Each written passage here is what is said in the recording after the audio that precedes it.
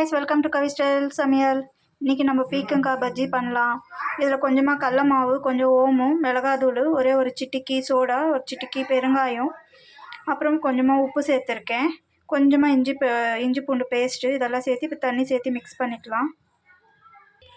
நான் பீக்கங்காய் மேலே இருக்கிற அந்த தோலை சீவிட்டு இந்த மாதிரி குட்டி குட்டியாக நறுக்கி வச்சுருக்கேன். கழுவிட்டு இதை டிப் பண்ணி இப்போ பஜ்ஜி பண்ணிக்கலாம். இப்போ எண்ணெய் வைக்கலாம் காயறதுக்கு.